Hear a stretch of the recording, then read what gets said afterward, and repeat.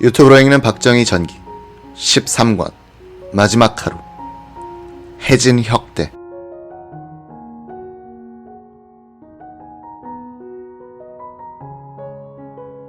나동 정문 경비를 서고 있던 서영주는 식당 안에서 난 두 발의 총성을 들었다. 주방 쪽에서도 약간의 소란과 함께 몇 발의 총소리가 나는 듯 싶더니 실내 전등이 꺼지는 것을 보았다. 다시 전기불이 들어온 뒤에도 총성이 났다. 이때 어두컴컴한 현관 안에서 흰 와이셔츠를 입은 어떤 남자가 황급히 나와 구관으로 뛰어가는 것을 봤다. 몇 분 뒤에 김계원이 현관문을 열고 서영준을 향해 소리쳤다. 빨리 들어와 각하를 병원으로 모셔라. 급히 안방으로 뛰어들어갔더니 오른쪽에 차 실장이 쓰러져 있고 식탁 뒤에서 대통령은 왼쪽으로 비스듬히 누워있는데 머리 쪽에서 많은 피가 흐르고 있었다. 주방 안으로 권총을 난사하여 경호원들을 침묵시켰던 정보부의 두 저격수 유성옥, 이기주는 주방 안으로 들어갔다. 문 입구 쪽에 아까 유성옥이 써서 쓰러뜨렸던 사람이 있었다. 무기를 회수하려고 했는데 권총이 보이지 않았다. 경호원이 아니라 대통령 차 운전기사였던 것이다. 가운데 조리대 밑에는 경호원 두 사람이 피를 흘리면서 엎어져 있었다. 아이고 아이고 하는 신음소리를 내고 있었다. 이 신음소리는 5발을 맞은 경호원 김용섭이 낸 것이었다. 박상범 경호원은 총을 맞고 기절하는 바람에 옆에 있던 정보부 운전사 김용남이 박형 하고 깨워도 죽은 듯이 있더라고 한다. 박상범은 하체를 맞고 넘어질 때 머리를 조리대에 부딪혔다. 이 충격으로 기절했을 가능성이 있다.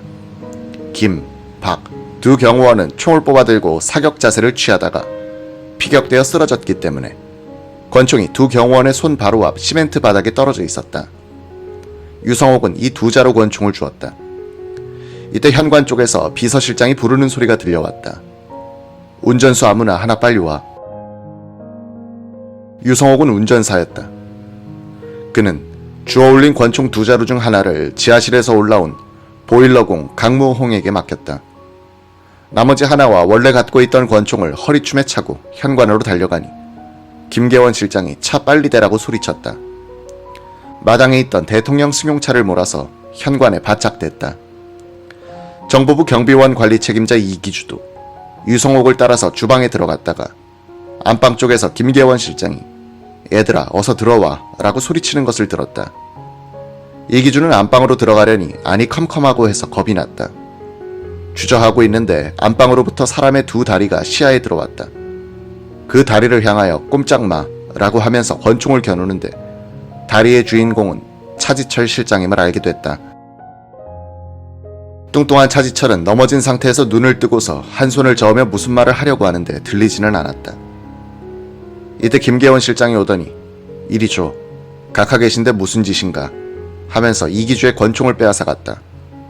이기주는 차 실장이 아직 안 죽었습니다 라고 말하면서 쏘라는 신용을 했다.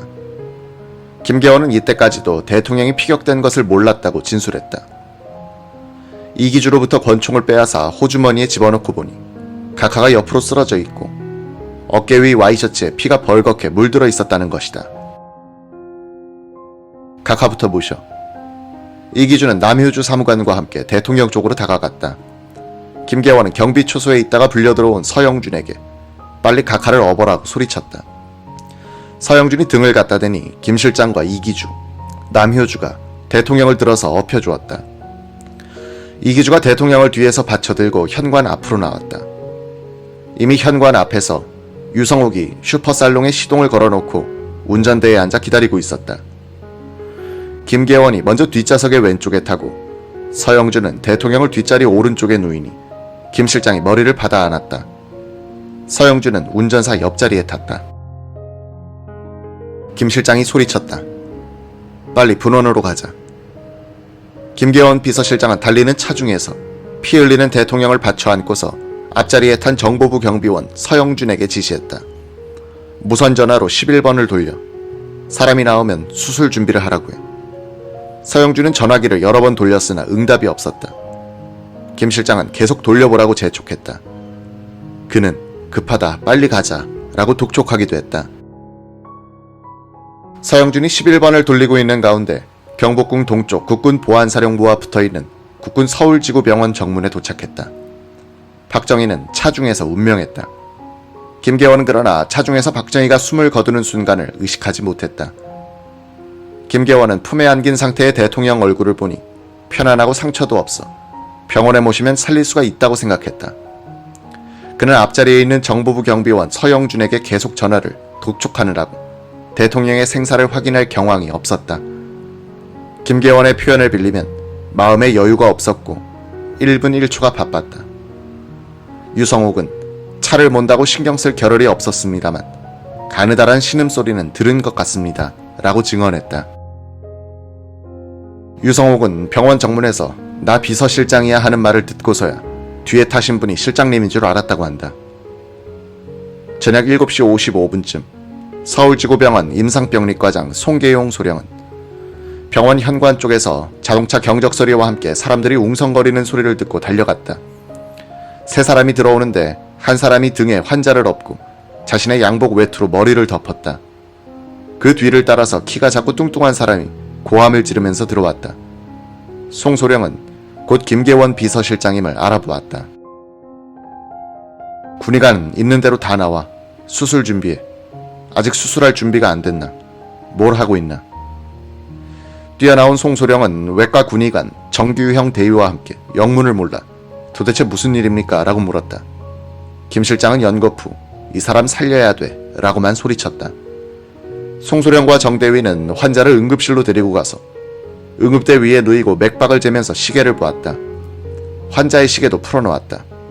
오후 7시 58분이었다. 혈압, 맥박, 호흡은 죽어 있었다. 동공에 반사도 없었다.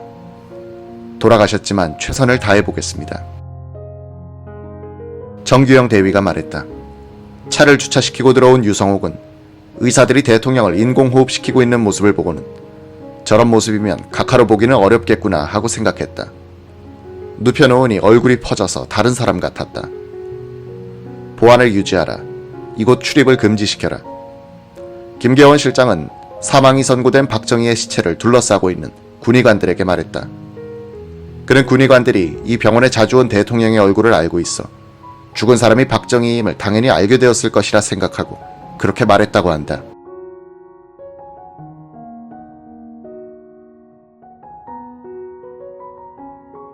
두 정보부 경비원 유성옥과 서영준은 허리에 권총을 차고 있었다.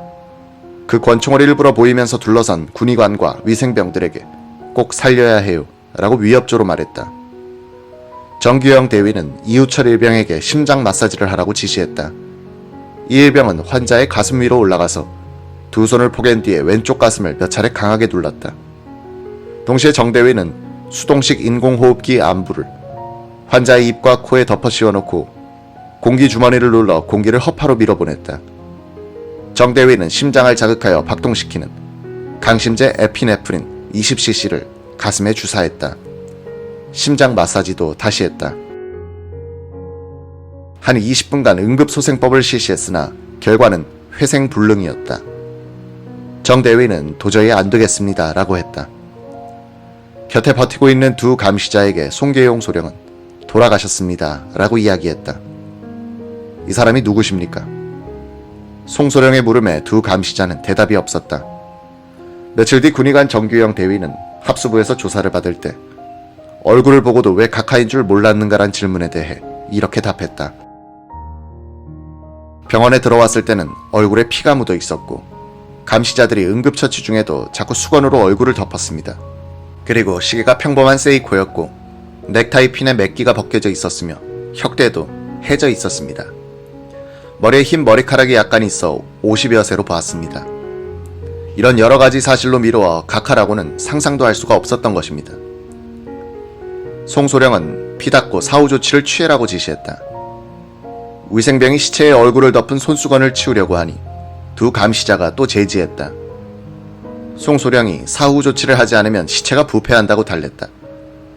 두 감시자는 누구도 바깥으로 나가선 안 된다고 조건을 달고는 허락했다.